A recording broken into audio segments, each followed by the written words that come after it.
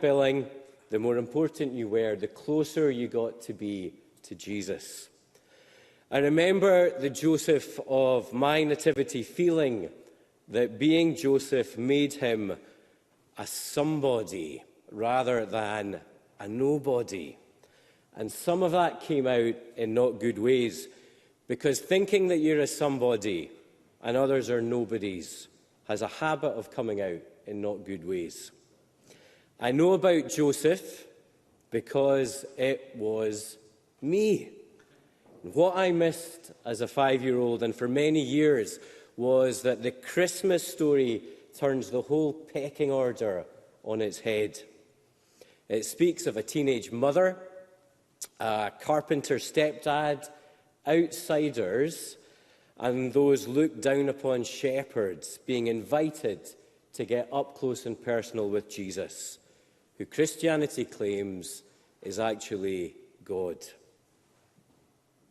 It speaks of self-important King Herod being repelled. And the Christmas story speaks of a loving, down-to-earth God who comes into this beautiful and broken world to save us from I'm a somebody and they're nobody inclinations. Christ at Christmas calls us to reconsider the pecking order way of living, which either sinks us when we fail to live up to other people's standards or our own, or puffs us up with pride and leaves us looking down on others. The Christmas story calls us to consider that we are all more fragile and insecure and self-centred than we care to think, and more loved, welcomed and wanted than we dare to believe. It goes on to deliver the good news that in Christ we have a God dying to love us, dying to forgive us, and dying to be our friend. One whose love is stronger than death. If he rose from the dead, as is claimed. Jesus invites us to consider our value, the value of others, and how close to him we want to get. Merry Christmas and Happy New Year.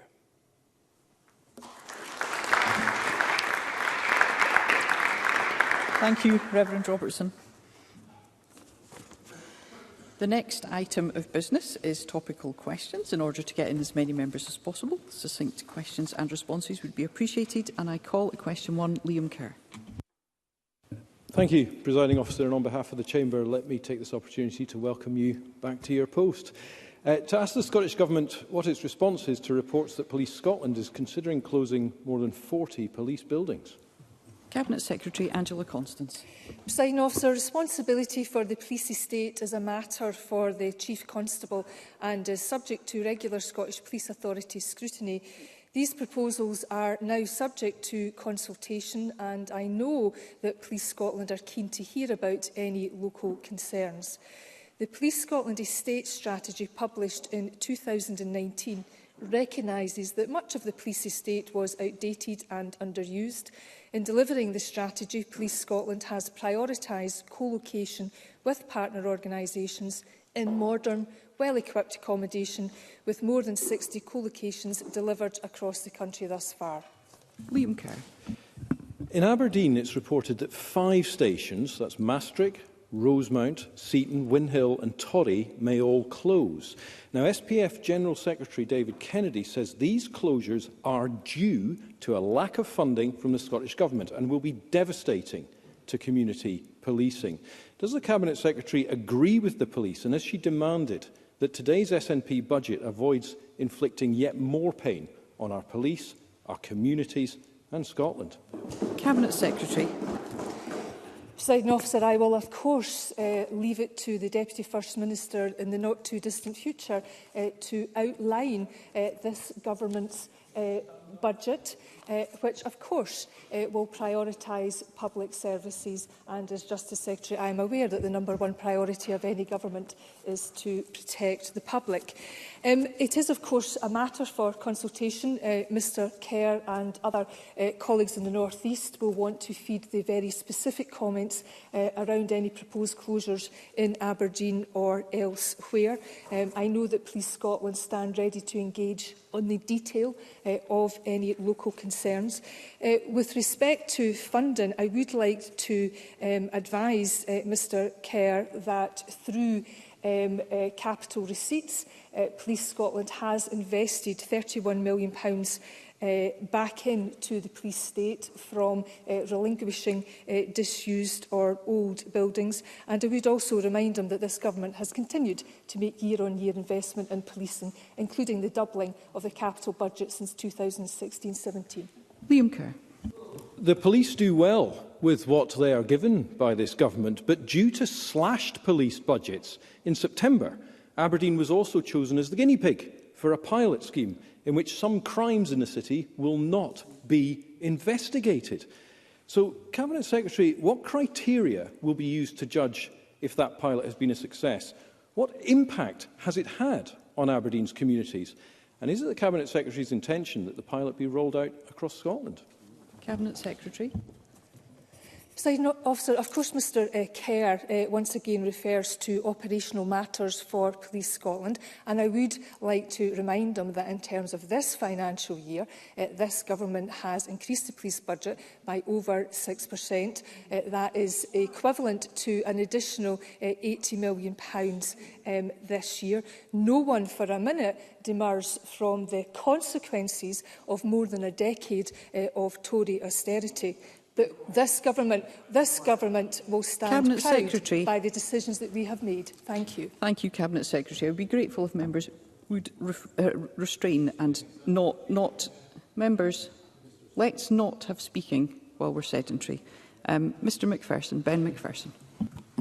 Thank you, Presiding Officer. As this consultation is undertaken and the Chief Constable and SPA give this matter careful consideration, does the Minister agree with me, the Cabinet Secretary agree with me, that it's important that we consider that there are high maintenance costs and environmental inefficiencies in much of our policing estate, including in my own constituency, and actually to be able to enable 21st century policing and opportunities for collaboration, co-locating with local partners, there are potential benefits here for the public in rationalising the police estate? Cabinet Secretary.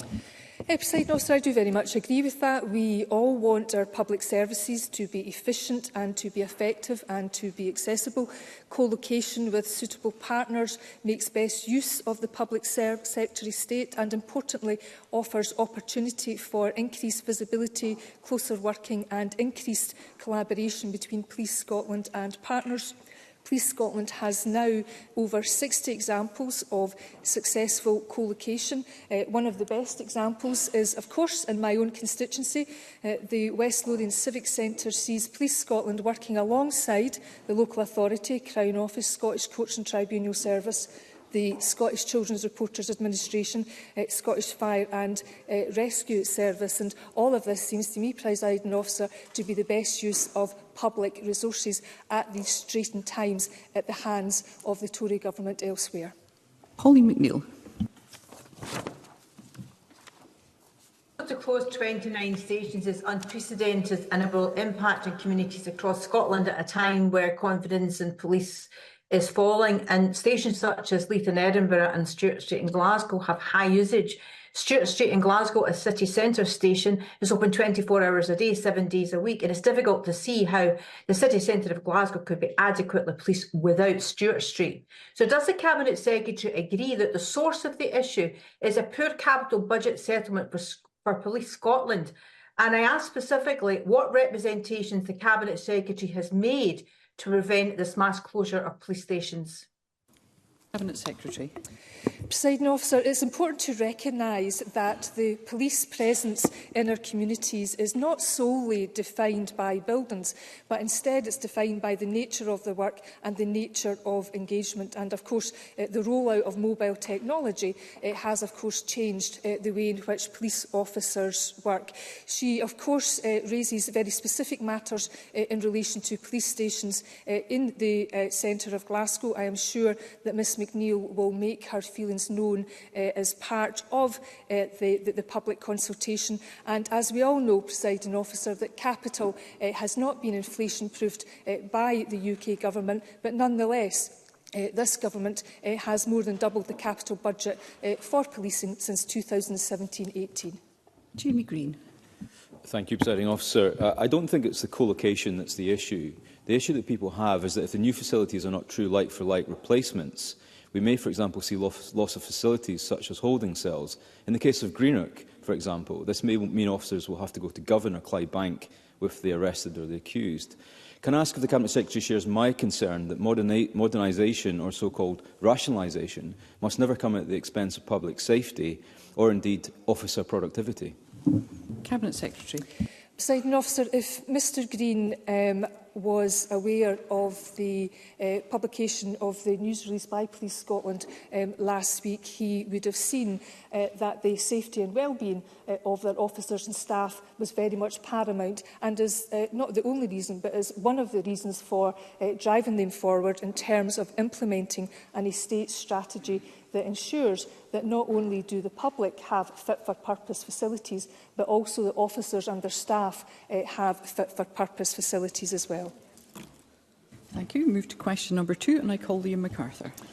Thank you. To ask the Scottish Government whether it will provide an update on the rollout and use of tasers within Police Scotland in light of reports that they've been used 131 times and discharged 9 times against children since 2018. Cabinet Secretary Angela Constance. Presiding Officer, the provision of tasers and the deployment of specially trained officers, or STOs, is an operational matter for Police Scotland. Since the initial deployment of STOs in June 2018, Police Scotland received approval from the Scottish Police Authority's Police and Performance Committee in September 2021 to enhance its taser capability to around 2,000 STOs. This additional rollout is expected to be completed by April 2024.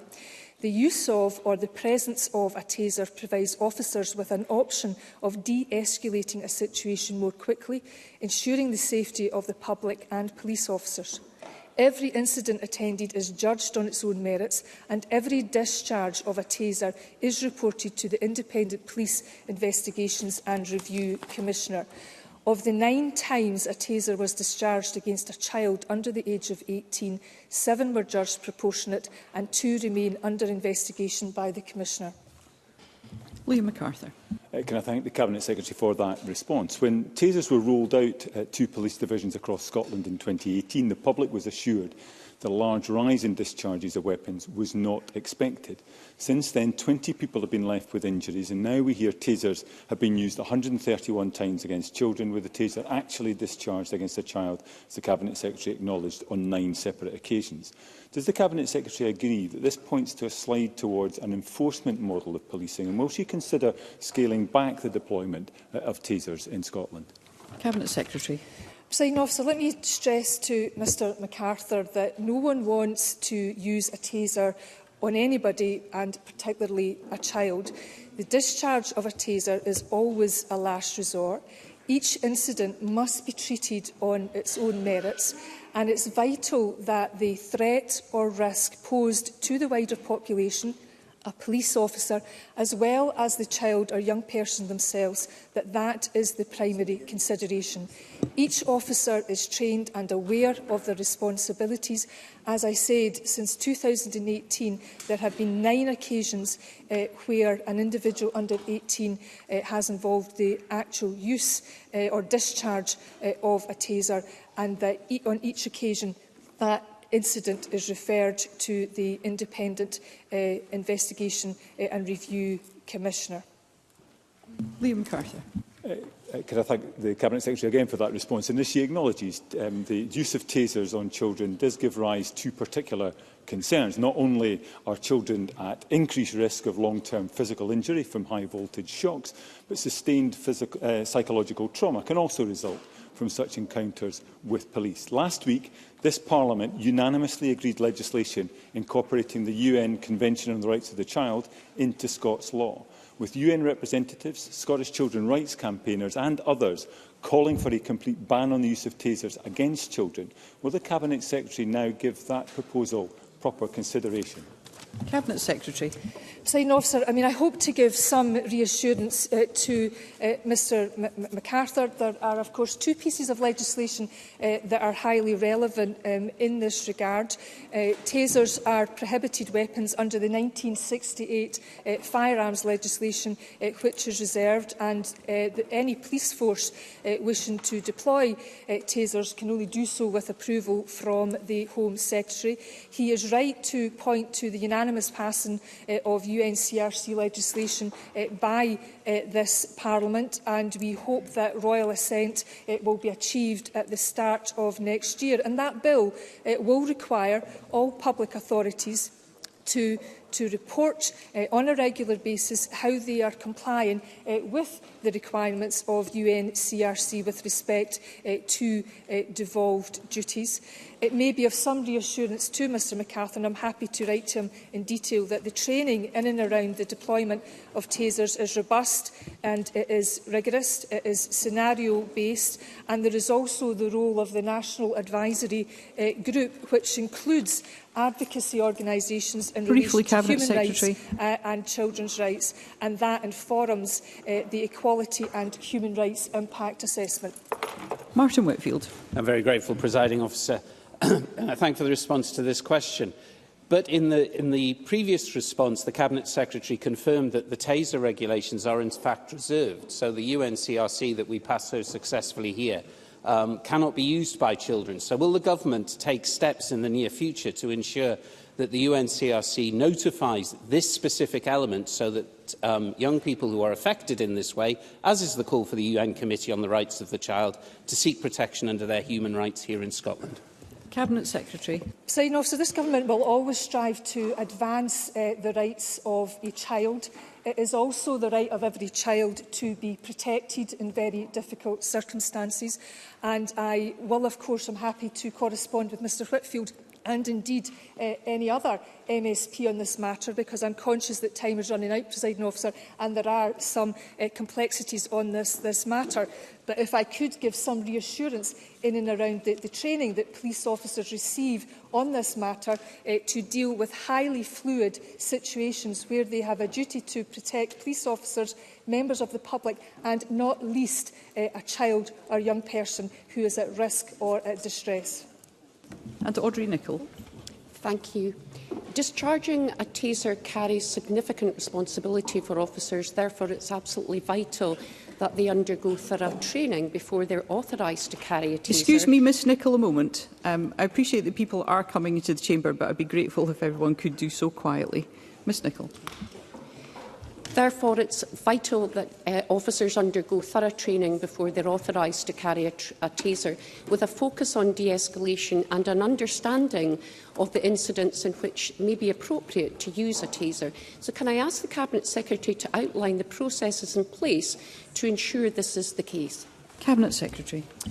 Presiding Officer, taser use is limited to specially trained officers who must undergo rigorous training, and each officer to qualify to use a taser and take part in yearly refresher training in order to continue to be issued with a device. Ms Nicholl touches on an important point that given the discharge of tasers in comparison with their overall use, that would demonstrate that in very difficult situations that the presence of an officer who is trained to use a taser does actually enable the de-escalation of an incident. And furthermore to that, the deployment of tasers also allows the de-escalation of incidents from from a safe distance. But, Presiding Officer, it is a complex matter where the rights and responsibilities of all has to be protected, and I'm happy to correspond further with members.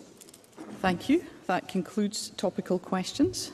The next item of business is a statement by Shona Robison on Scottish Budget 2024 to 2025. The Cabinet Secretary will take questions at the end of her statement, and so there should be no interventions or interruptions. And I call the Deputy First Minister and Cabinet Secretary for Finance. Presiding Officer, it is an enormous privilege to present my first budget, one that is built on our values, setting out in tough times to protect people, sustain public services, support a growing sustainable economy and address the climate and nature emergencies. Our values of equality, opportunity and community are missions that should be at the core of any social democratic government. They are our guiding lights in difficult times, and this is a government committed to equality through tackling poverty and protecting people from harm. At the heart of this budget is our social contract with the people of Scotland, where those with the broadest shoulders are asked to contribute a little more, where everyone can have access to universal services and entitlements, and those in need of an extra helping hand will receive targeted additional support. That is what we mean when, in the face of Westminster austerity, we say that we will always stand up for Scotland. This budget is set in turbulent circumstances. At the global level, the impacts of inflation, the war in Ukraine and the after-effects of the pandemic continue to create instability. In the UK, the combined effects of Brexit and disastrous Westminster policies mean that we are uniquely vulnerable to those international shocks. Recent research by the Resolution Foundation concluded that the UK is now defined by the toxic combination of low growth and high inequality, a stagnation nation. Despite this, our economy has been resilient.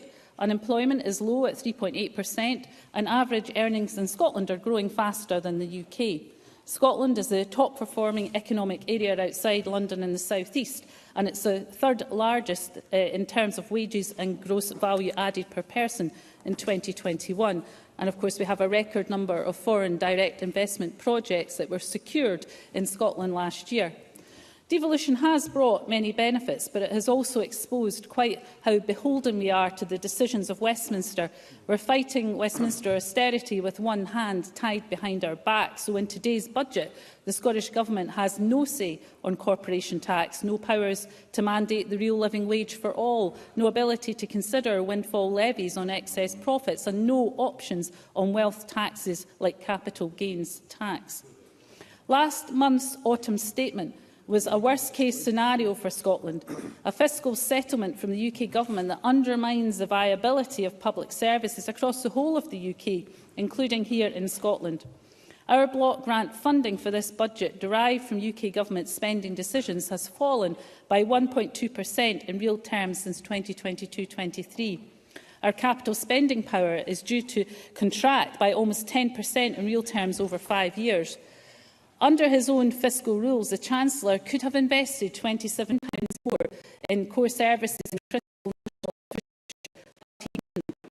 Instead, he prioritised tax cuts at the expense of public services. For example, members of Parliament will receive a £754 tax cut at the expense of funding the NHS and other vital public services.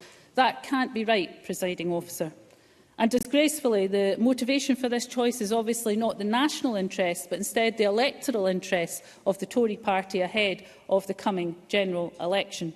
But be in no doubt, while Scotland remains in this union, we will continue to pay the price of Westminster austerity. Given this turbulent economic environment, we are publishing single-year spending plans for 2024-25 in this budget. I recognise the merit of multi-year budgets, but the autumn statement and the OBR's forecasts make future prospects more volatile. I will revisit the multi-year outlook in our 2024 medium-term financial strategy. Presiding Officer, I am very grateful to both the Scottish Fiscal Commission and the Office for Budget Responsibility for their engagement in this budget process. I have, of course, used the tax and social security forecast prepared by the Scottish Fiscal Commission. We've also worked with our Scottish Green Party colleagues to present a budget that is true to our shared priorities. The latest Scottish Fiscal Commission forecasts show a significant improvement in our tax performance, driven by higher earnings growth in Scotland, with Scottish income tax receipts forecast to increase by £1.5 billion between this year and next. This is positive news and has also contributed to Scotland's improved income tax position for 2024-25. On income tax, we will make no changes to the starter, basic, intermediate and higher rates of 19%, 20%, 21% and 42%. We will increase the starter and basic rate bands by inflation to 14,876 and 26,561 respectively. I will maintain the higher rate and top rate thresholds at their current levels of 43,662 and 125,140. Maintaining the higher rate threshold in 2024-25 will add an additional £307 million to the income tax forecast as estimated by the Scottish Government. We do not believe that those people who are the backbone of our public service, our teachers, our police officers, our nurses, should see their tax rate increase. Taking the police as an example, constables, sergeants, inspectors and even chief inspectors will not see their tax rate rise. But when public services need investment and protection from Tory cuts, this government does believe that those with the broadest shoulders should pay a higher rate of tax. And to be clear, by the broadest shoulders, I mean the top-earning taxpayers. We will therefore add a new income tax band to the Scottish system, the advanced rate, which will be set at 45 pence and will apply on incomes between £75,000 and £125,140. In addition, I will also increase the top rate by 1 pence to 48 pence in 2024-25. The Scottish Fiscal Commission estimate that these policy decisions will raise a further £82 million in revenue next year. We have chosen to create the new band at a threshold above the top of the unpromoted teacher salary scale, above a police chief inspector and above a band 8B nurse. The threshold is set so high it doesn't even capture MSPs, but in case Mr Ross is wondering, because they get paid more than £86,000, MPs will have to pay a little more tax. Combined, the income tax policy I have outlined will grow our much-needed revenues by £389 million. On income tax, only top earners, around 5% of taxpayers, will be impacted by these rate changes. And of course, no one in Scotland will pay more in council tax for their main home. Overall, taking a different progressive course on income tax in Scotland means that in 2024-25 we estimate that we will have around £1.5 billion of additional revenues compared to if we had followed UK Government tax policies. Presiding Officer, asking those with more to pay more is the right choice. It's a choice rooted in our values and is in stark contrast to the tax and service cuts of the Tory party. In making these choices, however, we are supporting public services, including those delivered by councils. So let me be clear that this government will fully fund the council tax freeze. This year, in 2023-24, councils set their average council tax increases below the level of inflation. The OBR projection for CPI inflation in the coming year is 3%. Of course, I could fund an inflation-proof 3% council tax freeze, but I want to help support services, so I'll go further than that. And that's why I will fund an above-inflation 5% council tax freeze, delivering over £140 million of additional investment for local services. Combined with the other support being provided to local government, this will increase their overall funding by 6% since the last budget, taking local government funding to a new record high of over £14 billion. Helping household budgets during tough times and supporting our local authorities to deliver services.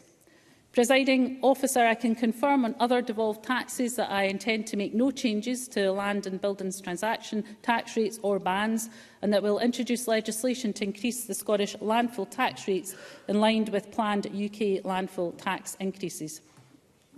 On non-domestic rates, I have considered very carefully the steps that I can take that support business, while ensuring that we have the funding necessary to protect public services. While the UK Government may be happy to provide tax cuts on the back of real terms cuts to their NHS, I am not.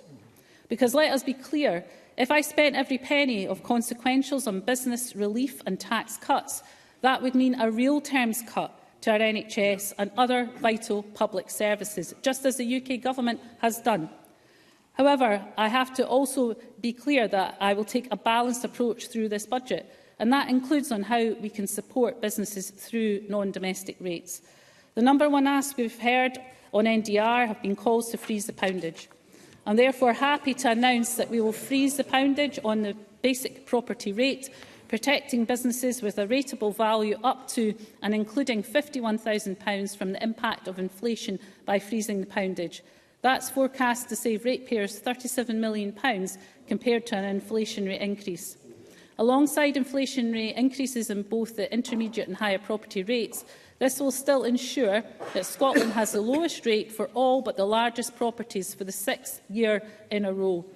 I'm pleased to confirm that in this budget we will maintain the small business bonus scheme, ensuring that 100,000 properties are taken out of rates altogether. For the hospitality sector, we recognise the pressures that they face, and that's why this year we're going to work through the New Deal for Business Group to take forward 2 actions to be implemented in our budget for next year. First, we will work with the sector to explore long-term targeted solutions and better promotion of existing reliefs, rather than relying on short-term steps that do little for their future sustainability. And second, to examine with the Scottish assessors the valuation methodology for the hospitality sector to address the concerns that have been raised that it is not truly reflective of the experiences of these businesses. In addition, in recognition of the unique challenges faced by the hospitality sector in our island communities, we will, in this budget, introduce 100% relief for hospitality properties in our islands, capped at £110,000 per business. And we'll take forward the other measures, the 2 actions that I mentioned earlier, in our budget for 2025-26.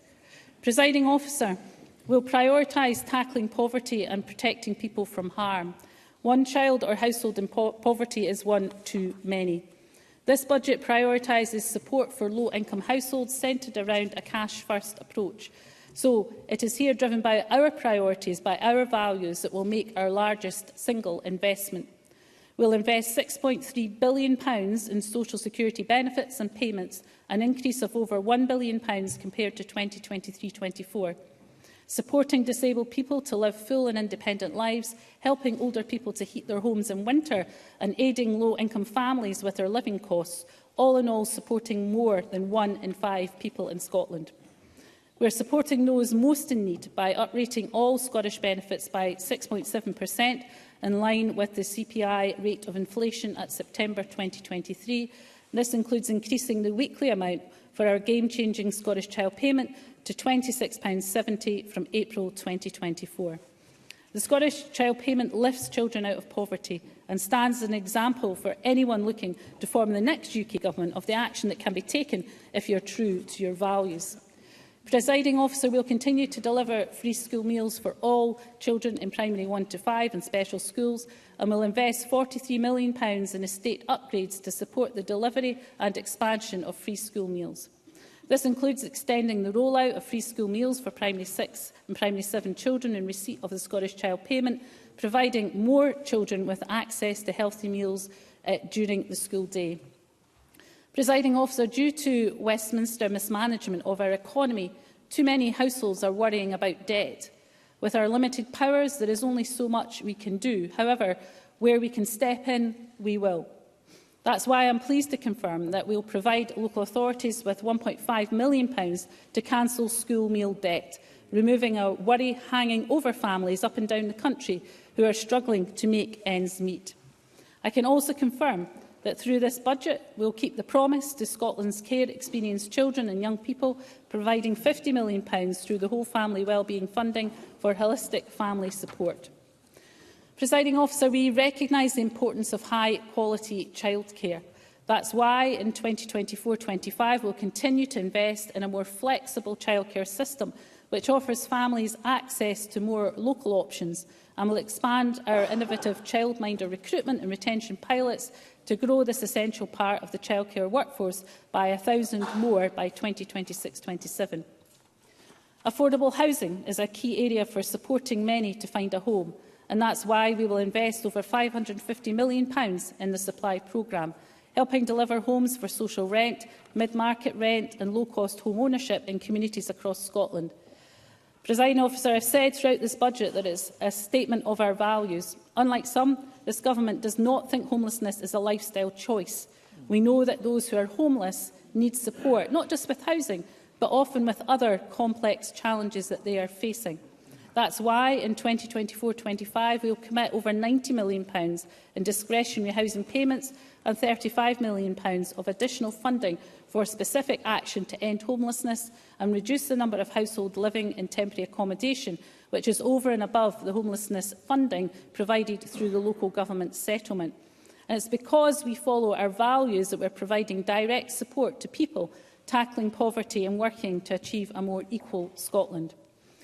Our ability to ensure employment opportunities are available and provide the support required to tackle poverty is reliant on us seizing the huge opportunities that exist in Scotland to build a fair, sustainable and growing economy. Businesses are critical to creating good jobs, delivering fair wages, expanding Scotland's tax base and to help tackle poverty and improve our public services. This budget and the New Deal for Business support our national strategy for economic transformation. Only yesterday, the Fraser of Allender Institute published a study showing that the renewable energy sector supported more than 42,000 jobs across the Scottish economy and generated over £10.1 billion of output in 2021. This is yet another illustration of the significant opportunity to develop the renewables supply chain and maximise the economic benefits from Scotland's renewables potential. That is why we will invest nearly £67 million to kickstart our commitment of up to £500 million over 5 years to leverage private investment in the infrastructure and manufacturing facilities critical to the growth of the offshore wind sector. Delivering the critical infrastructure for a green and growing economy requires investment, and that's why we're boosting funding for digital connectivity from £93 million to £140 million in this budget. Recognising the importance of planning to a growing economy, we will work with local authorities, business organisations and the development sector, setting out options to accelerate the planning system in a consultation paper published in early 2024. And to tackle structural barriers to employment, we will invest up to £90 million in devolved employability services in 2024-25, providing support to people who are keen to re-enter the workforce but need help when taking the final steps. Recognising the needs of the Highland economy, we will progress the next phase of the A9 dualling programme in 2024-25, including commencing construction on the Tomatin to Moy section and advancing procurement and land acquisition for further sections. The Cabinet Secretary for Transport, Net Zero and Just Transition will be making a statement on the detail to Parliament tomorrow.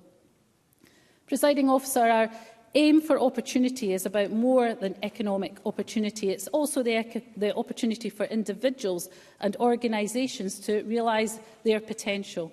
And that's especially true of our nation's culture. The transformational power of our culture is immense, attracting people from all over the world who want to come here and experience it first-hand.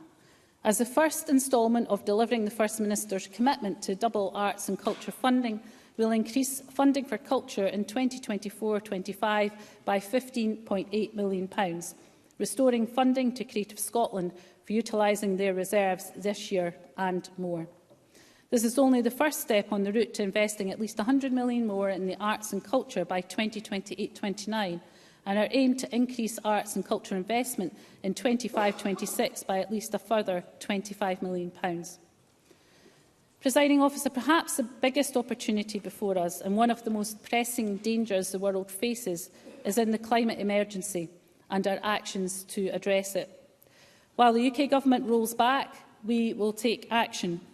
We will invest nearly £2.5 billion on public transport to support our bus, rail and ferry networks, ensuring there is a viable alternative to car use for those who need it and to allow people to make sustainable choices. This includes investing more than £425 million in bus services through our Network Support Grant and our concessionary travel schemes for under 2022s and older and disabled people. Our investment in public transport also includes £434 million to support our island communities through the provision of ferry, port and harbour services. ScotRail and the Caledonian Sleeper are now in public hands, and through this budget we're providing £1.6 billion for rail to support passenger rail services, as well as the operation, maintenance and renewal of our rail infrastructure. We'll invest £220 million in active travel as we continue increasing our investment in walking, wheeling and cycling. We also need to have a step change in how we heat our homes. So we're providing £358 million to continue to accelerate energy efficiency upgrades and installation of clean heating systems. Investing £49 million to make progress in Scotland's transition to a circular economy. Effective support for nature can bring a substantial impact in sequestering carbon. That's why we're investing £129 million to maintain and restore peatlands and increase woodland creation. We recognise the vital role that agriculture plays in the rural economy and the opportunity to become more productive and sustainable. And I can confirm that we will provide the same level of support through direct payments to farmers and crofters that was available pre-Brexit. We are currently providing farmers and crofters with the most generous package of support anywhere in the UK. We will also provide additional funding to support them to transition to a new support framework. In November, I wrote to the NFU Scotland President to reiterate my commitment that the funds that had been released to support the cost of living crisis would be returned in full to be spent on the right agricultural priorities at the appropriate time. Agricultural Scotland has taken the hit for a Brexit we did not vote for. This budget demonstrates the Scottish Government is resolute in our support for our farmers and crofters right across Scotland.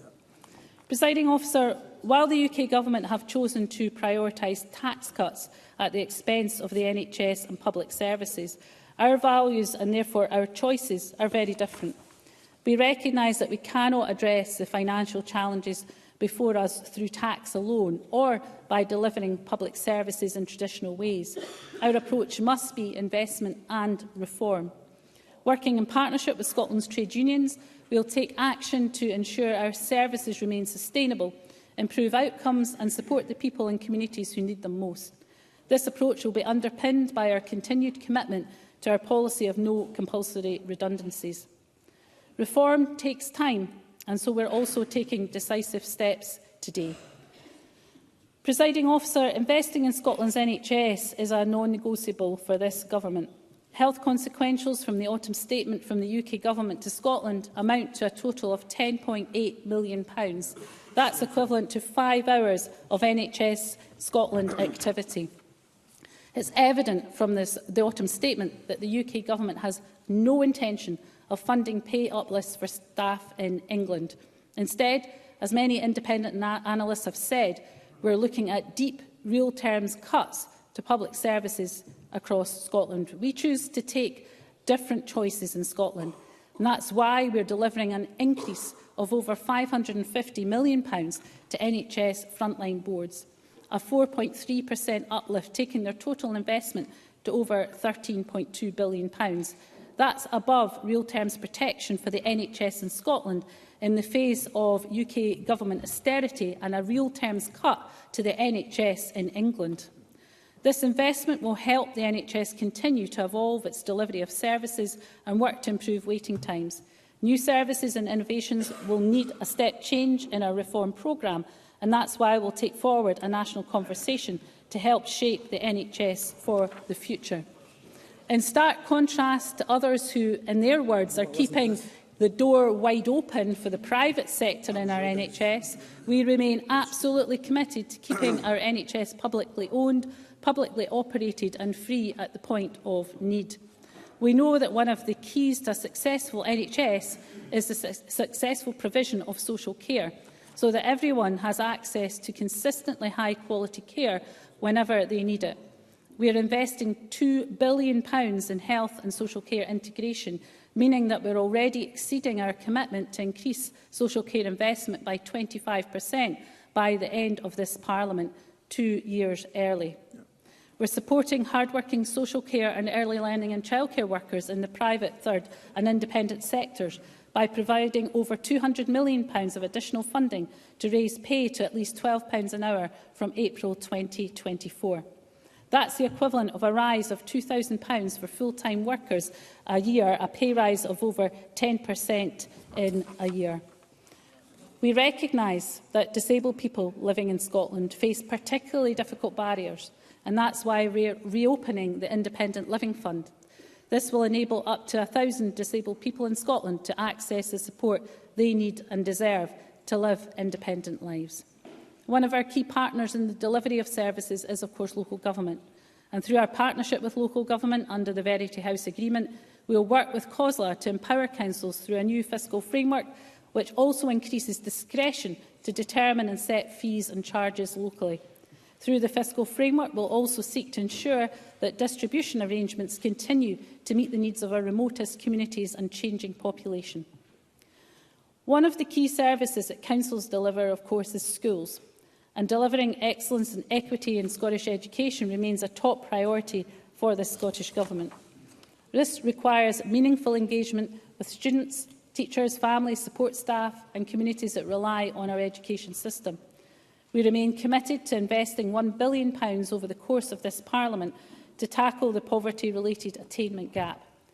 This long-term targeted investment improves outcomes for children and young people and helps break the cycle of poverty, with recent statistics showing record levels of literacy and numeracy attainment at primary school level and improvements in secondary. As part of this, £130 million of pupil equity funding will continue to empower head teachers across Scotland to invest in the best approaches to improving literacy, numeracy and health and well-being of the children and young people in their schools. We will continue to provide £145.5 million to councils to maintain teachers in the system and enable councils to offer permanent contracts to our education workforce.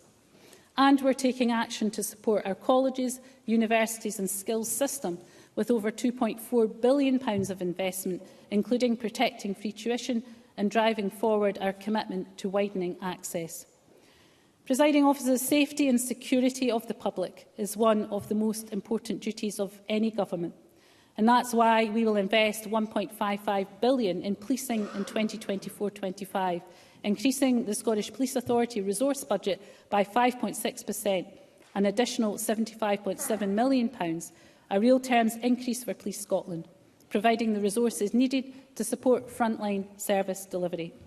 We're also increasing the police core capital funding by 12.4% to £64.5 million for investment in the police estate, technology and fleet. Another key blue light service is, of course, the Scottish Fire and Rescue Service. We've listened to and engaged with SFRS. That is why next year we'll provide them with a resource uplift of £13.5 million and increased capital investment of £10.3 million, enabling the service to improve its facilities. For the Scottish Prison Service, we're committing an additional £38.6 million to their resource budget, an additional 10% to meet their rising costs. We'll also invest in the modernisation of the prison estate, providing £167 million in capital funding, progressing much-needed replacements for HMP Inverness and HMP Barlinnie.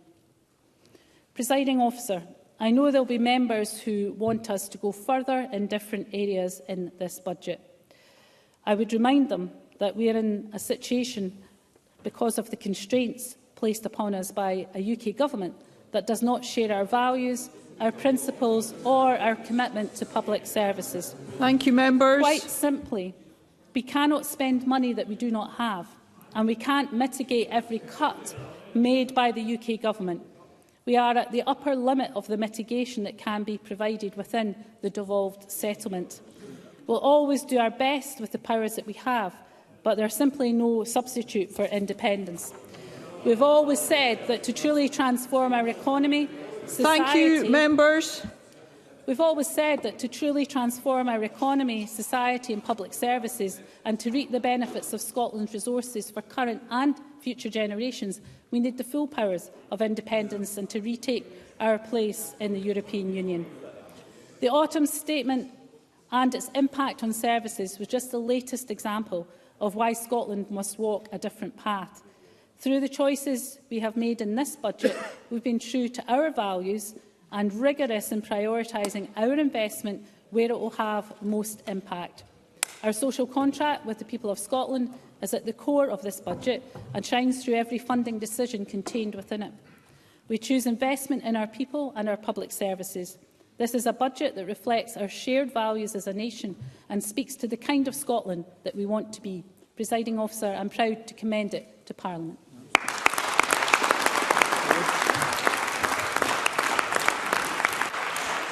Thank you. Thank you. The Cabinet Secretary will now take questions on the issues raised in her statement. I intend to allow around 60 minutes for questions, after which we'll move on to the next item of business. I'd be grateful if members who wish to put a question were to press their request to speak buttons. And I call on Liz Smith.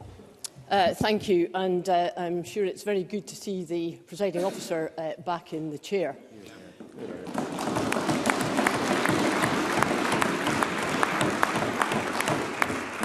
What is not so good is the extraordinary late delivery that we received of what is an important budget statement, which I consider to be a discourtesy to Parliament.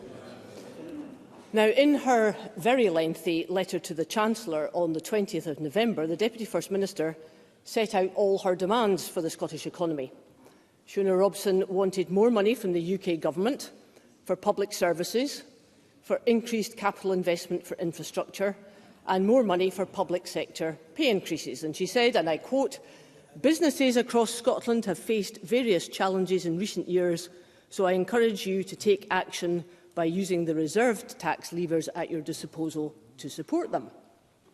Now, I have read that letter several times, and I can't see any acknowledgement anywhere, none whatsoever, that the Scottish Government takes any responsibility for the current fiscal circumstances in Scotland.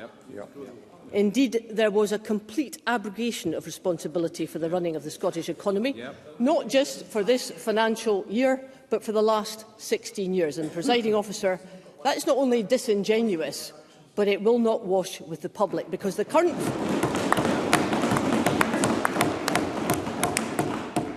current fiscal situation in Scotland reflects the policy decisions that have been made right here in Holyrood by the SNP all the time that they have been in government. And pandering to the Greens as well, most of the time, ministers have failed to improve public services. They have failed to undertake the public sector reform, which economists and analysts have been warning about for years. And they have failed miserably to grow the economy, thereby starving Scotland of much-needed revenue required to close the gap on the huge bills for public expenditure. Indeed, if the Scottish economy had grown at the same rate as the UK economy over the same time that the SNP had been in power, we'd have had a lot of extra billions to spend, just as we would have done if we hadn't had billions of taxpayers' money wasted on failed projects. So of course, the Scottish Government... Miss Smith, if you might give me a moment.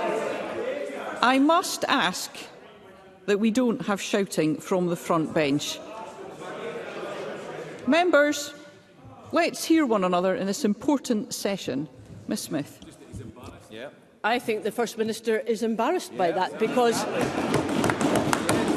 the First Minister knows full well that the UK Government is having to help Scotland to be insured.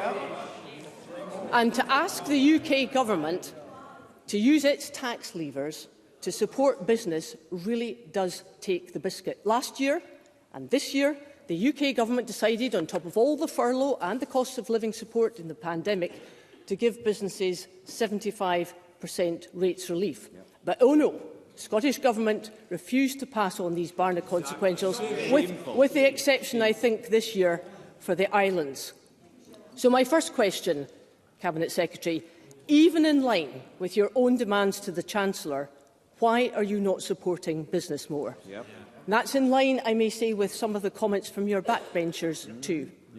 Secondly, and again with your backbenchers in mind, do you really think that by increasing the tax burden and also the income tax differential between Scotland and the UK, that you are sending out the right message that Scotland is open for business, for economic growth, for investment, for innovation and for job creation?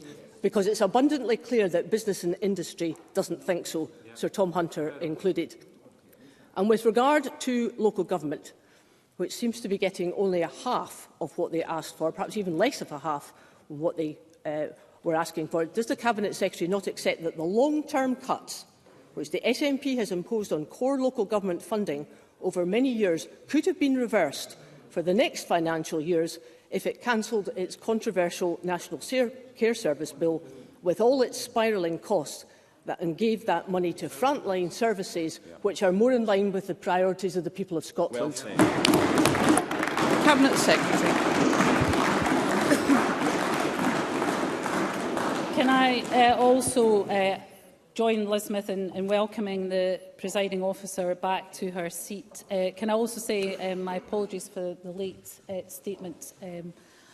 More money for the public sector and more money for capital. I think we're quite modest asks of this UK government. The UK Tory Chancellor had £27 billion of fiscal headroom, but chose to deliver only tax cuts and no investment in public services. That is a political choice made by the Tory Chancellor, but not one that will be taken by this SNP government.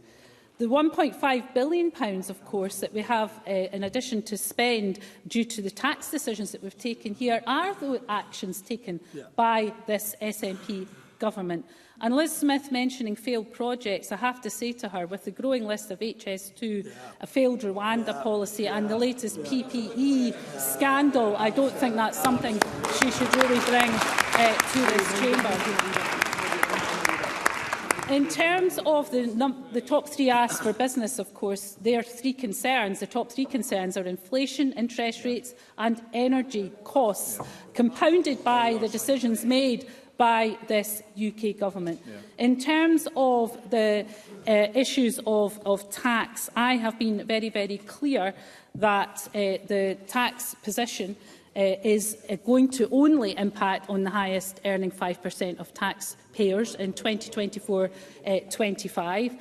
And if you look at those earning around £28,850, that's 51% of Scottish taxpayers. They'll continue to pay less income tax in 2024-25 than if they lived elsewhere in the UK.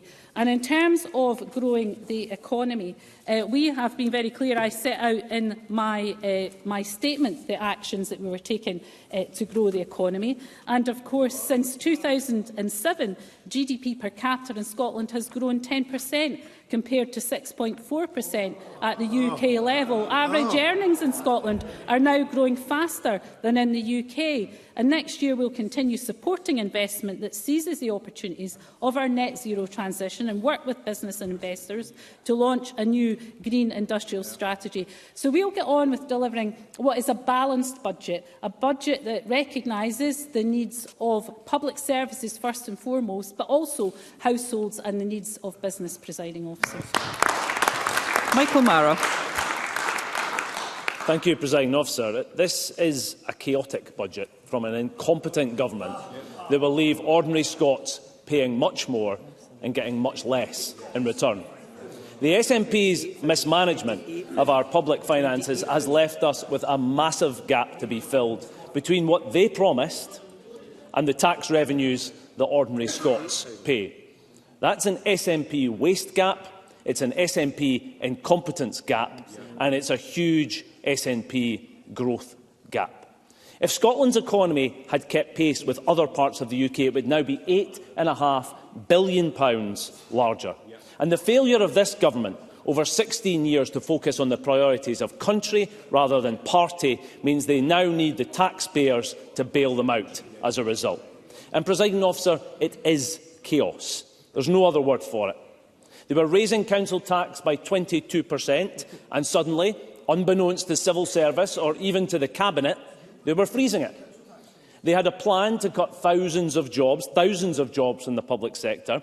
Then the Deputy First Minister came to Parliament and said the plan was cancelled. Now the plan for thousands of job cuts is back with a vengeance. The Deputy First Minister invited all opposition parties to suggest their cuts, And then Humza Yousaf announced £1 billion of conference spending commitments as he panic-spent public money following the Rutherglen by-election. And now we're told the black hole is the biggest it's ever been.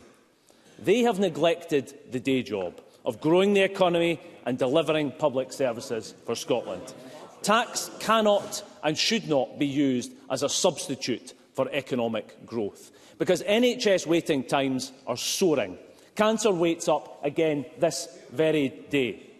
GP services and NHS dentistry, a fiction, Presiding Officer, for many across our country. But it does not need to be like this. Scotland cannot accept more managed decline from the SNP with two incompetent governments across the UK. Scotland needs change, and, Presiding Officer, change is coming. So, Presiding Officer, does she, the Deputy First Minister, accept that her government's failure to grow Scotland's economy means we are lagging behind England and Wales? Will this horrendous budget mean, what will it mean for the 1 in 7 Scots currently on an NHS waiting list? How many more Scots will be on NHS waiting lists by next year? How many public sector workers will be made redundant as a result of this budget? And why does she think the hard-pressed people of Scotland should bear the brunt of her government's failures in higher taxes and cuts to services? Cabinet Secretary. Well, I'm not sure in there whether Michael Mara is saying that he is against those with the broadest shoulders paying a bit more, and therefore there would be less revenue. There would be less revenues for public services. So I take it what Michael Mara is confirming today is that the Labour Party would see £82 million less investment in public services. So that is now on the record, and I think that is something that is incredible for a Labour finance spokesperson. Today, the Welsh Labour government, of course, set their budget. And this is what the Welsh Finance Minister, Rebecca Evans, had to say. She said, we've had to take some really difficult decisions to radically redesign our spending plans to focus funding on the services which matter most to the people of Wales. We've been presented with the most stark and painful budget choices in the devolution era, and we've had to reshape departmental spending plans so that we can invest more in our schools and protect the NHS. Those are exactly the same issues facing this government. So why is it that Michael Mara and the Labour Party in this place support the position of the Welsh Labour government in putting the blame where it lies at the UK government's door, but they come here and don't accept the same premise for this Scottish government? Let me be really clear. In my statement, I've been clear that we are prioritising funding for the NHS and vital frontline services, and that we are raising revenues in order to do that.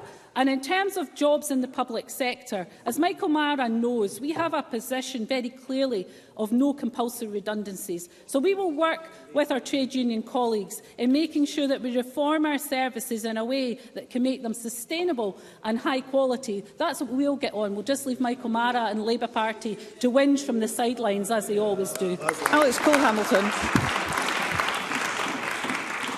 Thank you very much, Presiding Officer, and welcome back. The SNP has spent years ignoring expert warnings about the lack of a long-term economic strategy, about the impact of its failure to grow the economy. And Scotland needs predictability and a long-term plan for both tax and the wider economy, not erratic changes that will undermine confidence. We now know from this budget who is going to pay the price: everyone who is currently going without social care that they need, parents who can't access childcare, pupils left behind as Scotland slides down the international rankings. Presiding Officer, councils are on the brink, and education is half of what they do. The vulnerable, pupils, taxpayers, all suffering the cost of SNP green incompetence, from ferries to the white elephant takeover of social care.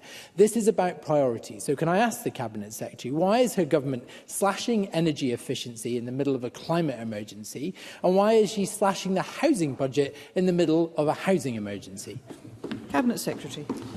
Well, in the face of a 10% cut to our capital budget from the UK Government over the next 5 years, we are taking the action we need to prioritise the investment in our vital infrastructure.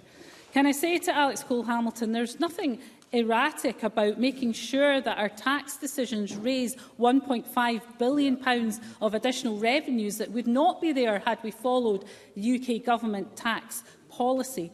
And we're, as I set out in my statement, very clear about investment in the front line. Let me talk, you mentioned local government. The total resource budget has increased by £840.3 million since the 23-24 budget. That's 6.8% cash and 5% real terms increase.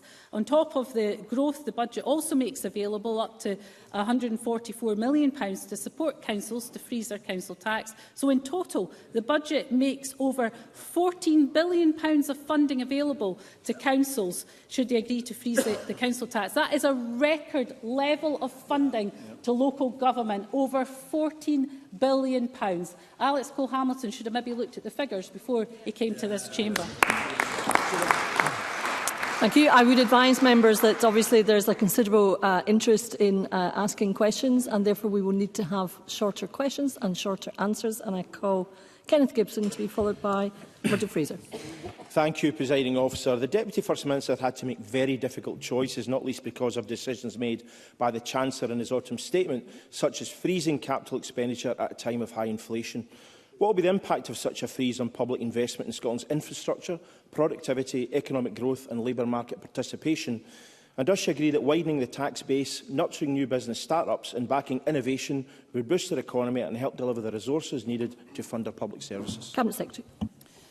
So, as I said earlier, our capital spending power has reduced because the UK Government has persistently underinvested in infrastructure and have not inflation-proofed their capital budget. So it now will take longer to deliver on all of our planned capital projects and programmes unless the UK Government changes course and increases its investment in its capital programme. Despite these cuts, though, we are using all of our powers to maximise the funding available to support employment and, indeed, to support the economy, achieve net zero and maintain high-quality public services and infrastructure. Murdo Fraser to be followed by Pam Duncan-Glancy. Thank you, Presiding Officer. Ahead of this budget, the business community in Scotland had two key asks. Firstly, that the income tax differential with the rest of the UK should not be widened, and secondly, that the Chancellor's 75% rates relief for retail, hospitality and leisure businesses delivered in England for the second year would be replicated here. In both cases, the Finance Secretary has decided to do the opposite of what they ask. Doesn't this just leave the much-vaunted New Deal for business in tatters and leave the position of the Economy Secretary in this Cabinet utterly untenable? Cabinet Secretary.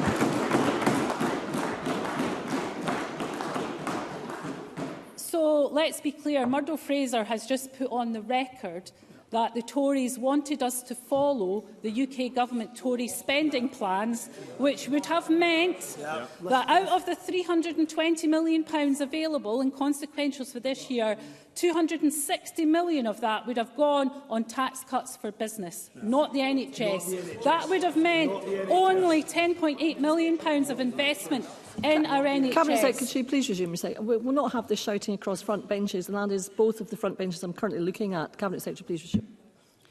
That would have meant us replicating the real terms cut to NHS England here in Scotland. Let me tell Murdo Fraser what that would have meant to health boards. A 0.8% real terms reduction applied to health boards in Scotland would have resulted in over £500 million less funding for our health boards this year. Let me tell you what that would have meant for Murdo Fraser's health board. So in Fife, that would have been £31.27 million less. In Tayside, £35.27 million less funding. I hope he's going to explain that to his constituents when he goes back to meet them, because I think they'll be very interested in Murdo Fraser's priorities. Business tax cuts over NHS funding. That's not the priorities of this SNP government. Pam Duncan-Glancy to be followed by John Mason. Thank you, Deputy Presiding Officer. This budget boasts on one hand about investing in colleges, universities and skills, and on the other hand cuts £1 million from the Scottish Funding Council, who pay colleges and universities to deliver those skills. Warm words that they want people to get opportunities through further and higher education are cold comfort when they face a devastating cut like this, on top of a year when they faced cuts and had money snatched away. Colleges and universities are doing an incredible job in considerably hard and harder times, but they're doing this against a backdrop of higher costs and year-on-year cuts.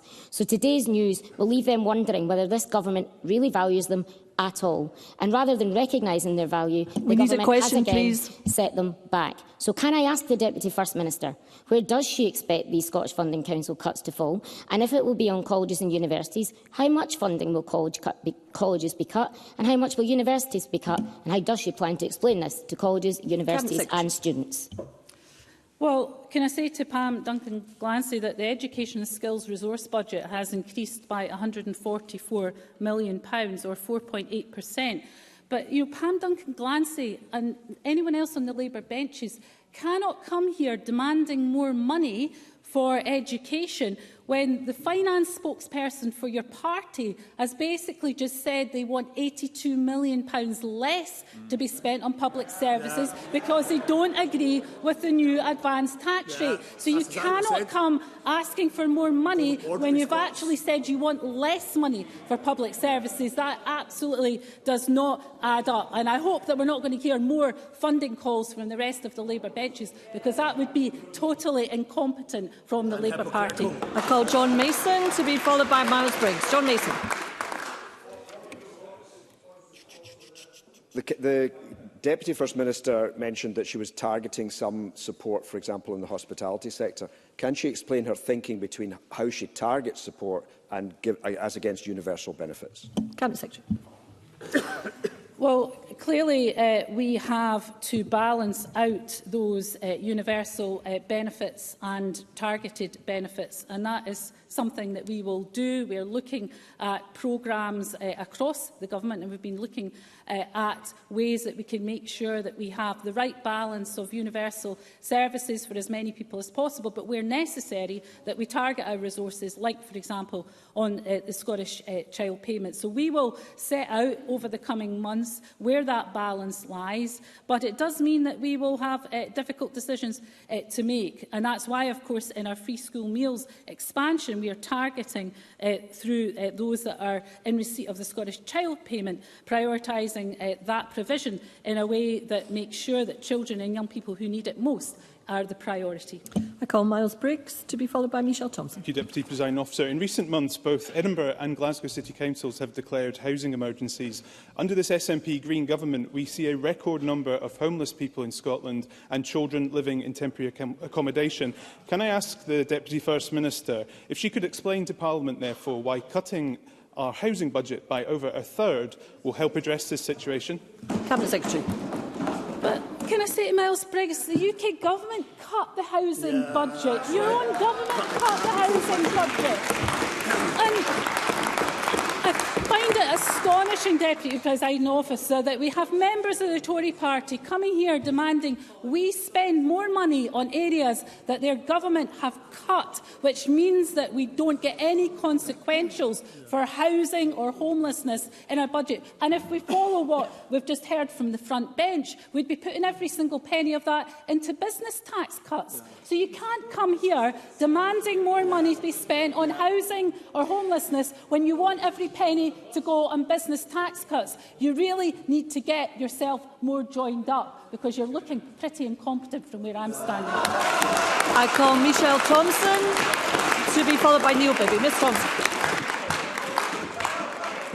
The Grangemouth flood prevention scheme in my constituency of Falkirk East is a vitally important infrastructure project.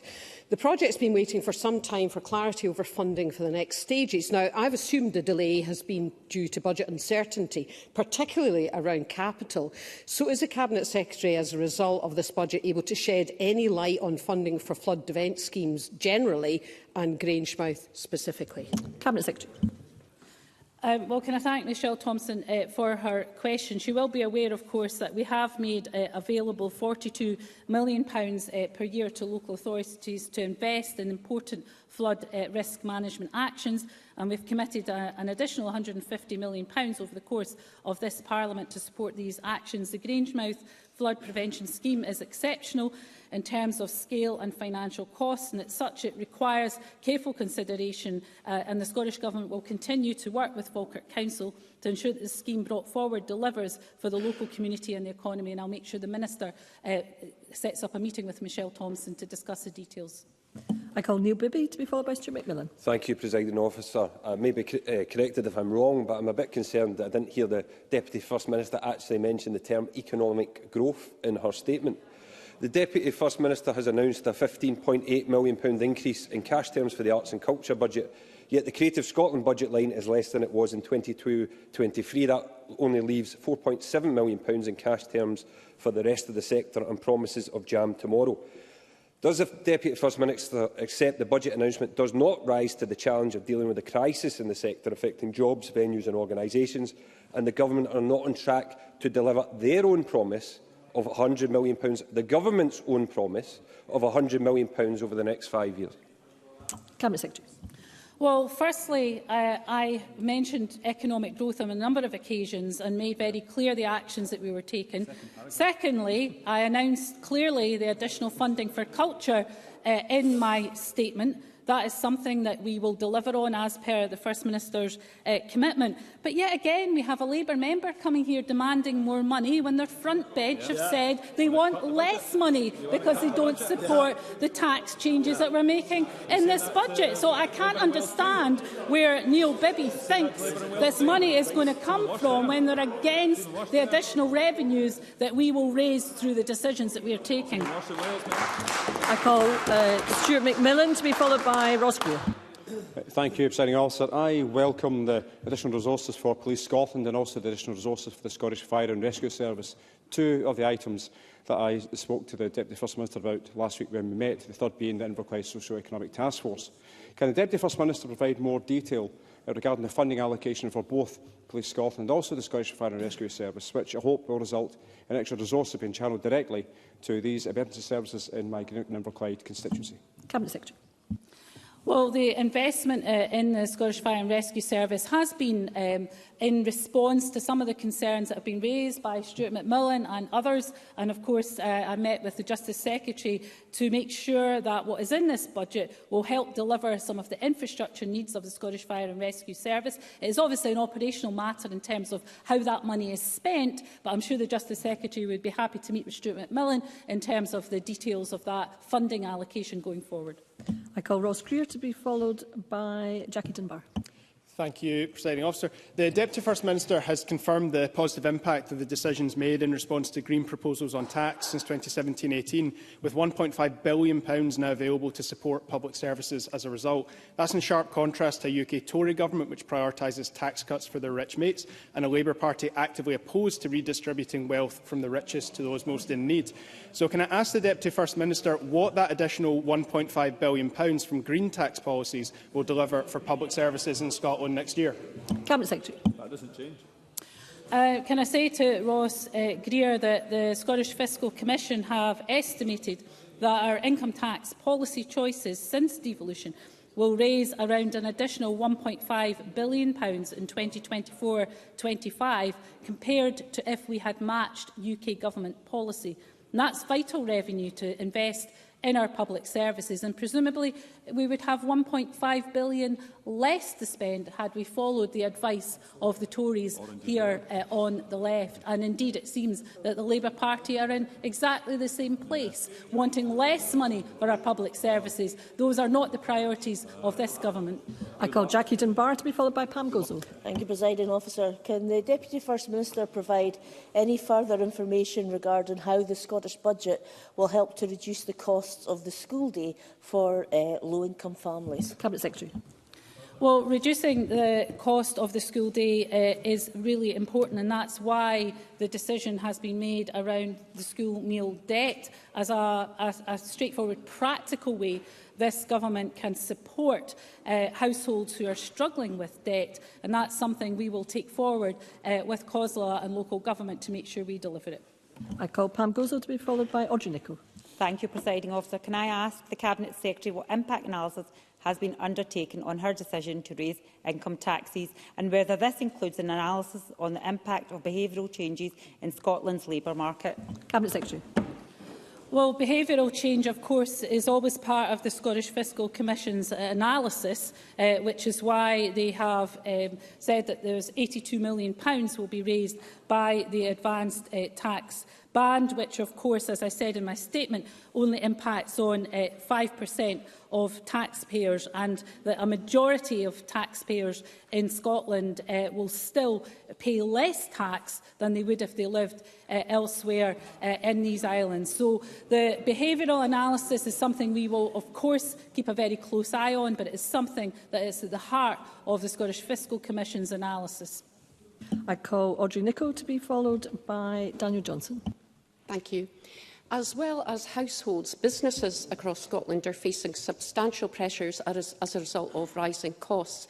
So can the Deputy First Minister provide any update about the Scottish Government's latest engagement with businesses and business groups to ensure that their views and concerns have been taken into consideration in this budget?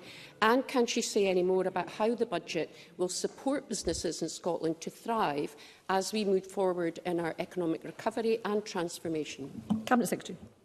So I know that Neil Gray, the Cabinet Secretary for Wellbeing and Economy, met with business earlier today, and of course we know that the key asks and key concerns of business are around inflation, around interest rates, around energy costs, and their number one ask has always been around the freezing of the poundage. And I'm very pleased that for the 6th year in a row we've been able to freeze the poundage and make sure it is lower than elsewhere in these islands, and I'm sure that that is something that the business will welcome. I also met recently with the CBI, whose main ask was around simplifying the planning process, and that's why in my statement I made reference to us taking forward work on the planning process to see how we can make sure, particularly for those big projects, that we have the capacity within our planning system and the expertise needed to make sure we move projects forward at pace.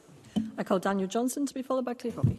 At a time when renters and homeowners are facing spiralling costs, this budget cuts more than £200 million from the housing budget. That means in 2 years, spending on new housing will have halved. While we face skills shortages, colleges and universities face a cut of £100 million, and while we need to be supporting businesses, our enterprise agencies are being cut by £63 million, 25% in 2 years. Housing, skills, enterprise support, all levers that are vital for growth, and all being cut in this budget. So is it the case that the Scottish Government has given up on growth altogether? Cabinet Secretary. No, but it's in recognition that we've got a 10% cut to our capital budget over the next 5 years. And if the Welsh Labour Finance Secretary was standing here, she, of course, would be making the point that that is due to the UK Government decisions to cut our capital budget by 10% over 5 years. It's just a pity that the Labour Party in here cannot put the responsibility where it lies, and that is at the door of the UK Government. In terms of our investment in housing, in skills and enterprise, I set out in my statement the priority that we are giving to those areas. But I cannot stand here and say that the budget decisions of the UK Government and an austerity budget is going to have no impact on our budget. And if the Labour Party want to tell me where they would take money from elsewhere in this budget to apply to the areas that Daniel Johnson wants to apply to, then I'm able and willing to listen to this. But if you just want to come here and ask for more money, to ask for more money on the basis of having no more money and opposing tax rises from the front bench, then you have no credibility whatsoever. And don't tell. I call Claire Hoppy to be followed by Brian. To say to Daniel Johnson, his patronising manner in this chamber leaves a lot to be desired. Cabinet Secretary, please resume your seat a second. I thought you had finished. I would say to the benches over here, we are normally better behaved, that we do have to have the courtesy of listening to the person who has been asked to respond, and that wasn't, I have to say, very courteous. So, could we now move on, please, to Claire Hockey, to be followed by Brian Whittle. Thank you, Presiding Officer. And I refer members to my entry in the Register of Interest in that I hold a bank staff nurse contract with NHS Greater Glasgow and Clyde. Investment in our NHS over the years from this Scottish Government has led to record high staffing levels and ensured we have the best performing core A&E services across the UK. Can the Deputy First Minister outline how this newly announced record NHS funding will be used to improve A&E waits and reduce waiting lists? Cabinet Secretary. Well, can I say to Claire Hockey, this goes to the heart of the priorities that we've set here. There wasn't funding to do everything that we would have wanted to do, so we've had to prioritise. We also had to make the decision, of course, that we wouldn't just pass on a real terms cut in health funding of £10.8 million. So in order to make sure that we could give the NHS that real terms increase, we had to prioritise funding to our NHS, and that is exactly what we've done. So reducing the waiting list backlogs built up during the pandemic and improving A&E performance remain absolute priorities for the health portfolio budget. The increased funding for NHS Scotland will support our cross-system approach to performance, productivity and improvement, grounded in, of course, important clinical leadership across NHS Scotland. I call Brian Whittle, to be followed by Emma Harper. Thank you, Deputy Presiding Officer. What the Cabinet Secretary's statement today proves that we should never underestimate the SNP Government's willingness to prioritise the short-term gain, regardless of the potential for long-term pain. This lack of ability to develop a long-term strategy is coming home to roost, and the Scottish public are paying a heavy price with the continued closures of community facilities and lack of investment in local public services. So, by doubling down on this short-termist sticking plaster economic strategy, does the Cabinet Secretary accept that she is condemning Scotland's public services to a state of perpetual crisis management? Cabinet Secretary. I mean, it really takes a brass neck for Brian Whittle to come here and talk about short-term gain when we've seen tax cuts as a pre-election bribe to the electorate. What's a short-term gain other than that? And to talk about no money for public services, the consequentials we got didn't have any money for public services other than £10.8 million for the NHS. And had we followed the advice of Brian Whittle's own front bench, we would have put all of that money into business tax cuts and none into public services, whether it's the NHS or local government. So I can't understand how Brian Whittle thinks it's okay to come here and ask for more money for public services when his own government have butchered public services and have prioritised tax cuts. It really is a bit of a brass neck. I call Emma Harper, to be followed by Colin Smith. The Finance Secretary will be aware of the unique challenges of rurality and depopulation facing Dumfries and Galloway and the Scottish borders. Can she further outline how this budget will support people in D&G in the borders most impacted by the Tory-created cost-of-living crisis, and to help address depopulation to attract people to the region by improving transport and infrastructure? Cabinet Secretary. Can I say to Emma Harper that we will shortly publish our Addressing Depopulation Action Plan early next year. This contains a range of commitments that will support communities to deliver place-based interventions, supporting population attraction and retention. Making Scotland an attractive and welcoming country is a key pillar of our population strategy. And to help deliver this ambition, we will launch a talent attraction and migration service in 2024 that will support employers to use the immigration system effectively to address their skills that they need. It will help people to move to Scotland and successfully settle into their communities, including the south of Scotland. And of course, as we know from the figures from NRS, we still have net in-migration to Scotland from the rest of the UK, and that's very welcome. I call Colin Smith, to be followed by Colette Stevenson. Thank you, Presiding Officer. Given that the national minimum wage will be £11.44 per hour from April, does the Cabinet Secretary really think paying social care workers just an extra 56p will make any difference to the social care recruitment crisis? And given that she was the Health Secretary who promised to eradicate delayed discharge, but is now presiding over it at record levels, how many hundreds of millions of pounds has she had to build into her budget to pay for the cost of this incompetent government's utter failure to tackle delayed discharge? Cabinet Secretary. Well, of course, through the additional support to those social care workers, that will mean £2,000 a year extra. But that's £2,000 a year extra we wouldn't be able to afford if we didn't have the tax position that we've had, which your front bench didn't want to raise those additional tax revenues. So you want more money for social care workers, but you don't want to raise Cabinet Secretary, the revenues please restrain me seat for a it. second. I really must insist that when a question is asked, we must listen to the response, please. Cabinet Secretary, please restrain. Yeah, I think the incoherence on the Labour front bench and the back bench is really something that they should have a word with. I call Colette Stevenson to be followed by Donald Cameron. Colette Stevenson. As the Deputy First Minister outlined, the UK Government's autumn statement was the worst-case scenario, with big consequences for the Scottish Government's budget. In the face of continued Westminster austerity and the Tory-made cost-of-living crisis, can she outline what the Scottish Government is doing and the challenges it faces in terms of trying to mitigate so many reckless Tory policies? And can the Deputy First Minister also highlight the measures in this budget that will help to tackle inequality? Cabinet Secretary. Well, can I say to Colette Stevenson that as a government we have spent over £1 billion mitigating the impacts of 13 years of UK government policies such as the bedroom tax and the benefit cap. The UK Government's autumn statement, as I've said, was a missed opportunity to reverse these policies and wider spending decisions that have resulted in our a 1.2% real terms reduction since the 2022-23 budget was presented from the UK Government. By contrast, this Government continues to prioritise investment to tackle and reduce poverty, including committing £6.3 billion in social security benefits and payments, just over £1 billion more than in 2023-24. This is our single biggest increase in funding in this budget, helping to deliver our national mission to tackle inequality. I call Donald Cameron to be followed by Fulton McGregor.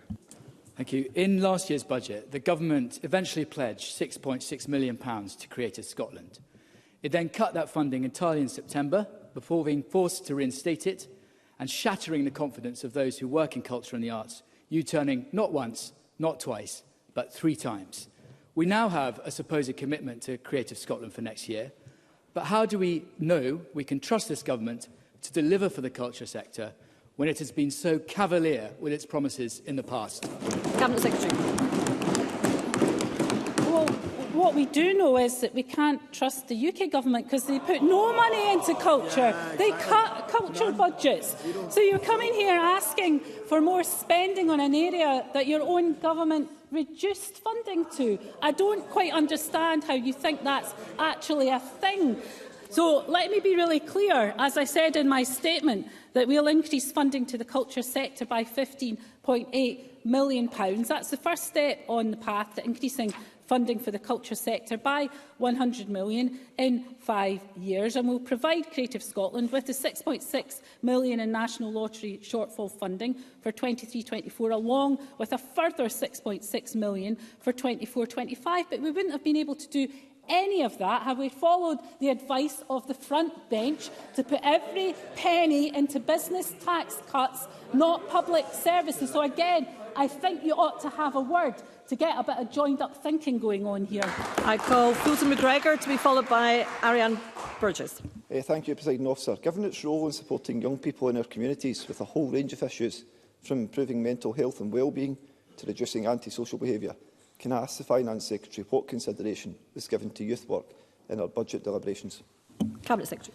Well, I know the importance of youth work, having been a community youth worker back in the day before I came into Parliament. And of course, it is an important service that is delivered by local government, and therefore the over £14 billion that we're given, a record level of funding to local government, I hope will help to sustain services like youth work, which are so important in making sure that we support young people, particularly vulnerable young people. I call Ariane Burgess to be followed by Kevin Stewart.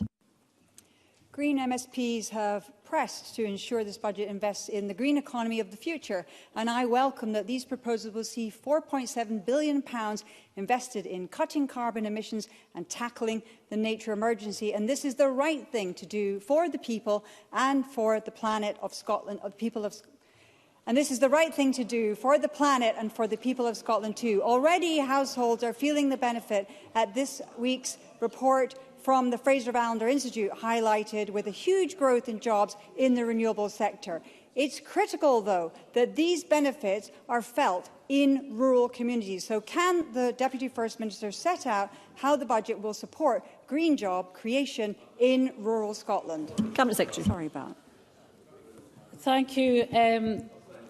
Woodland creation, sustainable management of Scotland's national forests and lands and peatland restoration are part of our just transition to net zero. The £129 million funding for these supports Scotland's rural economy, create economic opportunities and, of course, good green jobs.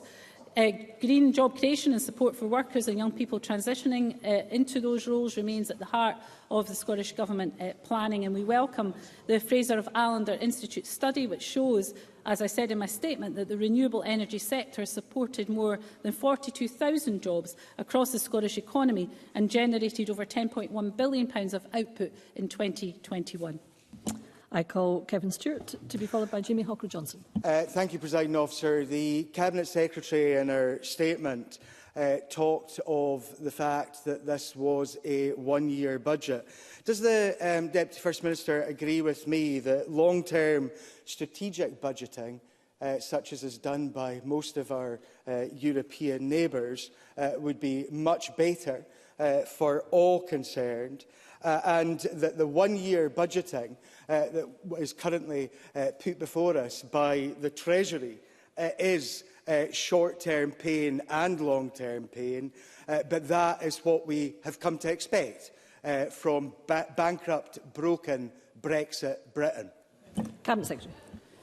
Well, I would agree with that, and that's one of the reasons that I'll come back at the medium-term financial strategy point in May to set out what we think will be the fiscal position going forward when we have more certainty, because this autumn statement is an extraordinary autumn statement that is clearly a pre-election bribe to cut taxes at the expense of public services. That makes it very difficult to plan on a multi-year basis. So we will set out further plans in May when we get to that point, once we have more certainty of the fiscal position going forward. Jamie Halker-Johnson to be followed by Jim Fairley. Thank you. Can I remind the Chamber of my register of interest as a partner in a farming business and as a member on NFUS, SLE and the Royal Highland Agricultural Society. Presiding Officer, tens of millions of pounds will be stripped away from the agriculture budget in the next financial year, with £61 million of ring-fence funding already cut in year. This budget is an attack on rural Scotland. So what does the Cabinet Secretary have to say to Scotland's farmers and crofters who will feel angry and abandoned by this SNP Green government in Edinburgh? Cabinet Secretary. Well, we got no money for rural Scotland or agriculture from the UK government. So again, Jamie Halker-Johnson comes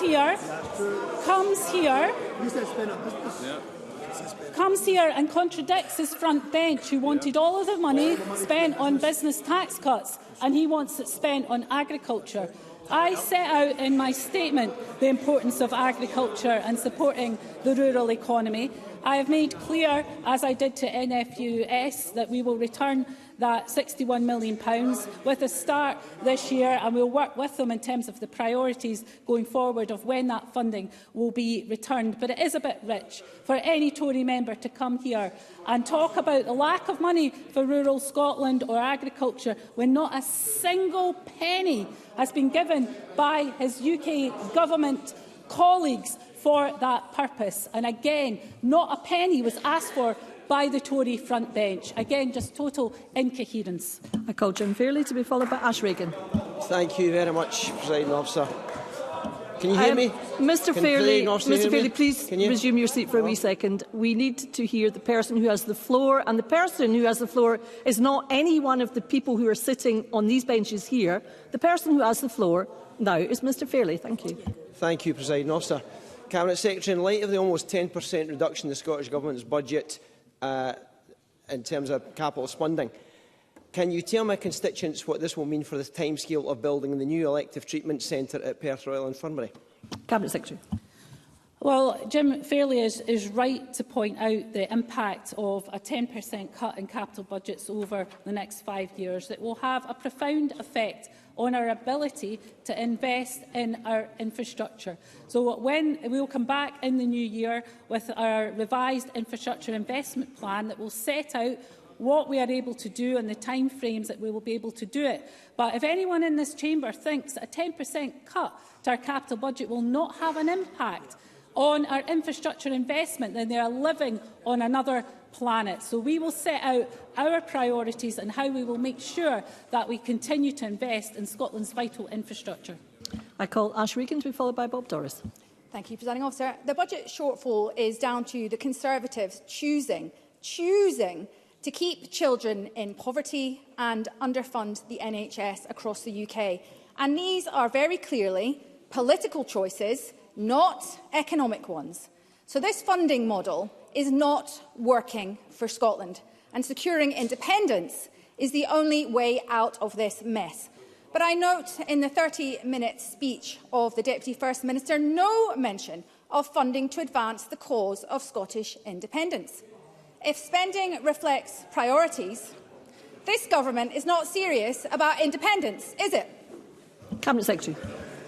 Well, let me find a point of agreement, first of all, with Ash Regan, as I always try to do, and that is that she's right about the political choices, that this UK Tory government has made a political choice to cut NHS funding in real terms by 0.8%.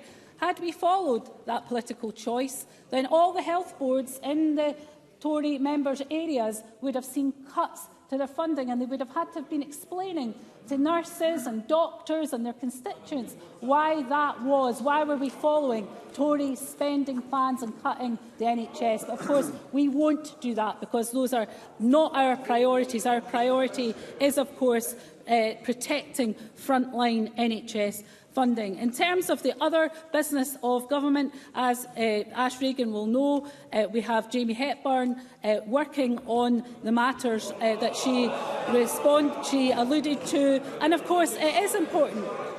Of course it is important because, as I set out in my statement, to get away from Tory austerity budgets for good requires us, Presiding Officer, to have independence. I call Bob Doris to be followed by Martin Whitfield. Presiding Officer, there are understandably concerns from disabled people that unprecedented pressures on public finances may impact on support given to them. Concerns only exacerbated by UK Government plans to slash sickness benefit, force disabled people into work and to act as Minister for Disabled People. What reassurances can the Deputy First Minister give to disabled people in Scotland that the Scottish Government will take a different approach here and that this budget will support the needs of disabled people here in Scotland? Cabinet Secretary.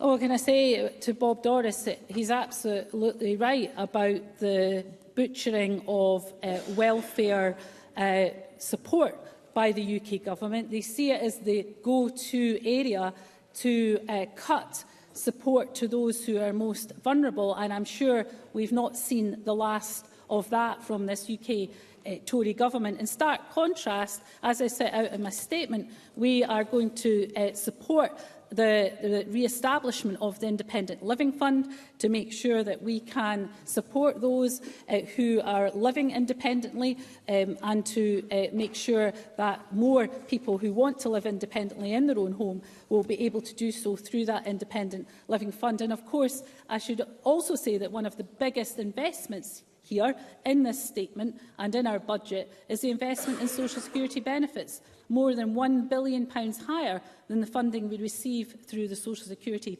block grant adjustments from the UK Government. The contrast could not be starker. I call Martin Whitfield to be followed by Stephen Kerr.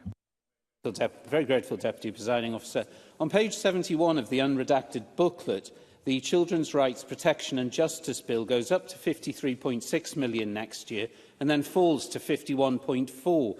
Could the Deputy First Minister confirm that ongoing support from the Government for the UNCRC implementation programme will last 3 years and go beyond the first quarter of next year? Cabinet Secretary. Well, yes, I can. But of course, as I said earlier, in terms of multi-year funding, we will come back to that in May of next year because of the difficulties of the autumn statement and the uncertainty of our fiscal position. We have, unfortunately, only by and large been able to set out one-year spending plans. But of course, Martin Whitfield will know that that is a key priority for us, and we will make sure that the resources are there to fully take it forward. I call Stephen Kerr to be followed by Beatrice Wishart. Well, we have cuts to the Scottish Funding Council, the skills budget, student support and tuition fees. We've got cuts across the board in all the things that matter most to the future economy of this country. So let me ask the Deputy First Minister about Barnett consequentials. Across the UK, the apprenticeship levy raises £3.5 billion annually. That would mean in Barnett consequentials that the Scottish Government is receiving at least £300 million for apprenticeships. How much does the Scottish Government plan to spend directly on apprenticeships this year? And if it's not £300 million, as business would expect it to be, how much is it? Cabinet Secretary. Oh, what I can say to Stephen Kerr is that £320 million consequentials for 24-25, there was nothing for apprenticeships within that whatsoever. Nothing. £260 million for business tax cuts, a small amount for social security and £10.8 million for the NHS. There was no funding for apprenticeships or skills or education or colleges. So if Stephen Kerr thinks that is where the UK Government should prioritise its funding, then he should have a word with UK Government Tory ministers who clearly don't think investment in public services, apprenticeships, skills or anything else is important. I call Beatrice Wishart, who's joining us online, to be followed by Graham Simpson. Ms Wishart. Thank you, Deputy Presiding Officer. The Deputy First Minister talks of support for a growing sustainable economy, but today it's been revealed that the Scottish Government is increasing the cost of lifeline travel on Northlink ferries with an eye-watering fares hike of nearly 9%. What comfort is there in this budget for families and communities in the Northern Isles faced with additional travel pressures which will impact businesses as well as individuals already struggling through the cost of living crisis? Cabinet Secretary. Well, what I can say to Beatrice Wishart, of course, is that the ferry fares had been frozen for 4 years prior to this budget. But I will make sure the Transport Minister engages with Beatrice Wishart. It is absolutely no doubt that difficult decisions are having to be made because the money is simply not there to make sure that we can fund every part of the Scottish budget to the extent that we would want to. So we've had to prioritise frontline public services like our NHS, like our council services, like our education system. Those are the priorities that we've had to take. If Beatrice Wishart or anyone else wants to come to me with different priorities, then of course they can do so, but they'll have to tell me where the money has to come from. I call Graham Simpson to be followed by Russell Finlay.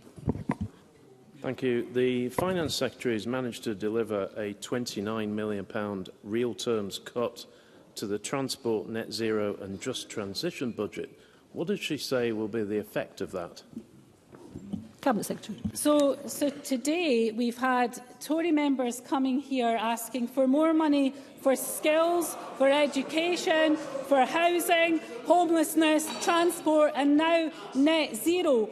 However, what I can say to Graham Simpson is he may not have realised, but the UK Government's biggest cut is to the environment and net zero budget within their own budgets. That means that having a cut to net zero budgets by the UK Government of Westminster budgets has a direct result in the money available to this government. So I think he should look to his own UK Government ministers for the decisions that they have made. And if you don't like them cutting net zero budgets, then you should make representation to make sure that they change their position on that. This government will continue to invest in net zero, as I have set out, investing in net zero and our transport system in stark contrast to his UK Government colleagues. And I call Russell Finlay. Thank you. The Cabinet Secretary says that Scotland's fire service will receive an extra £10.1 million for capital spending. but SNP ministers have starved the fire service of funding year after year after year. It would cost £800 million to fix the crumbling and dangerous estate. So does the Cabinet Secretary accept that firefighters will not be duped by her budget? Cabinet Secretary. Well, I know that our firefighters won't be duped by a UK Tory government that has slashed the justice budget at Westminster. One of the biggest cuts after net zero, I think it was to the justice budget at Westminster. And yet we have Russell Finlay coming here demanding more money be spent on justice services. So we'll make sure we continue to protect our Scottish Fire and Rescue Service. We are increasing the money to the Scottish Fire and Rescue Service. No thanks to any of the decisions made by his UK Government Tory colleagues. And I could squeeze in Mr Lumsden if it's a very brief question. Thank you, President Officer. I note that the rail budget has been cut by near £80 million in cash terms. So can the Cabinet Secretary explain how a cut to the rail budget will encourage more people onto our railways? Cabinet Secretary. Well, we will invest £1.6 billion to operate, maintain and improve Scotland's railway. We're investing £147 million in a prioritised programme for Scotland's railway that includes major project enhancements such as East Kilbride improvements, the Leavenmouth Rail Link, alongside development work for further electrification, and will invest £488 million on maintenance, safe operation and renewal of the Scottish rail network. But I say again, to Douglas Lumsden, with a 10% cut to our capital budget over 5 years because the UK Tory government is cutting capital budgets, how does that help Scotland's railways? And if you don't think it does, then you should have a word with your UK Tory government colleagues, because what we see here is incoherence, with Tory members coming here asking for spend on just about all areas of the Scottish budget, when not a single penny came for any single one of them from their UK Tory masters. Thank you, Cabinet Secretary. That concludes the statement, and there will be a short pause before we move on to the next line of business.